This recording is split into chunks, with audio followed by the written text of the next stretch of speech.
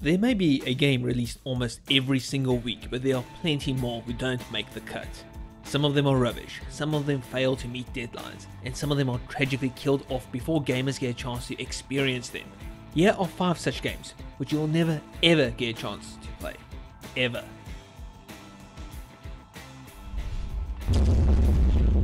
I know what you're thinking, punk. You're thinking, did he promise a top 5 or a top 6 video? Now, to tell you the truth, I forgot myself in all this excitement, but seeing as how this is a 1080p encoded video, the most powerful codec in the world that can blow your mind clean off your head, you've got to ask yourself one question. Do I feel lucky? Well, do ya, punk? Now here's a damn shame. The Dirty Harry video game wouldn't have just been a quick cash-in. It would have followed the exact same storyline as the original film, with Clint Eastwood himself returning to provide voice-over work for the project, which was being developed by The Collective. Setting players in the shoes of Dirty Harry Callahan, the game would have focused on the Scorpio killings, with a morality system asking players to operate as either a cop or an unhinged psychopath as excessive force, and both pros and cons. Pity it was cancelled then due to trouble at The Collective. You gotta ask yourself a question. Do I feel lucky? Well, do you, punk?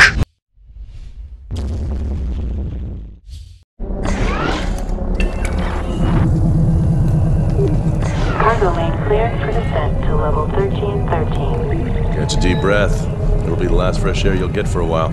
Fresh air is overrated. Let's see how you feel about that after you get 1,000 levels down.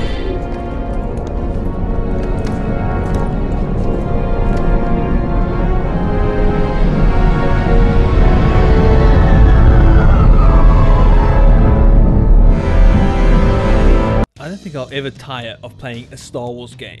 What the franchise does need, however, is to start focusing less on the Jedi and more on those scoundrels who make a galaxy far, far away a much cooler place to live in.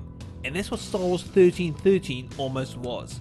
Set in the seedy underbelly of the capital planet Coruscant, players would have gone deep into the underworld as a young Boba Fett and making a name for himself as a legendary bounty hunter who could get the job done no matter the obstacle in his way. And the prototype for this game looked absolutely mind-blowing. If ever there was a game that could breach the uncanny valley effect, this would have been the closest such title on offer. Unfortunately, Disney buying out Lucasfilm put that game on hold as LucasArts was dissolved and EA was given the license to develop core Star Wars games. And with that final blow, the game became one with the Force. And it sucked. I've got a lot of love for Streets of Rage, or Bare Knuckles as it was known in other territories. Even though it may have had some questionable content,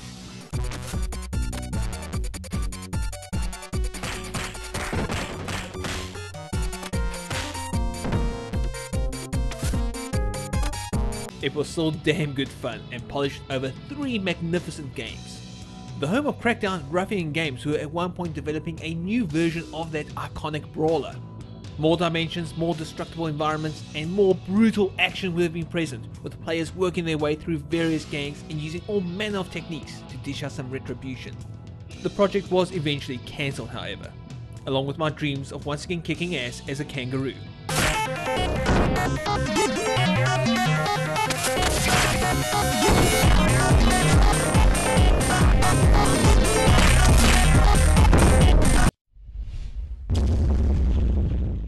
The idea of having a first-person Command & Conquer game isn't exactly new. After all, EA did just that with the cult favourite Command & Conquer Renegade, which had players commandeering vehicles and infiltrating Nod bases. But a more recent version of that genre set in that universe almost was. First revealed in 2008, the game had been in production for 2 years already, with the Unreal Engine 3 being used to power the title. Command & Conquer TIBERIUN was however cancelled not long after on September 30th of that year. EA's reasoning? Command & Conquer TIBERIUN just didn't meet quality standards set by the development team and the EA Games label. And coming from EA, who pushed out the mediocre Command & Conquer 4, that's just bloody amazing. Oh, snap. Avengers, assemble! The biggest movie of 2012, the Avengers had plenty of merchandising. The one thing that was missing? A crappy tie-in video game. Except the one that was being developed actually looked pretty damn good. A first-person experience, the Avengers game would have had players assuming the role of either the armored Iron Man or the incredible green rage monster known as the Hulk, and possibly more. The only problem, however, is that this game was being worked on at an Australian branch of THQ, who were bleeding money at that point and faced with imminent bankruptcy. The Avengers game would have been released in time for the film itself, but THQ had to make some hard decisions, which included the shutting down of its Australian branch, effectively killing this game in a manner that only Loki could dream of. Avengers Disassemble. Enough!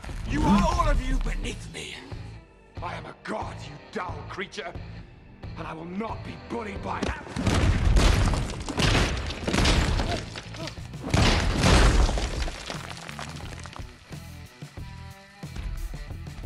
Puny god.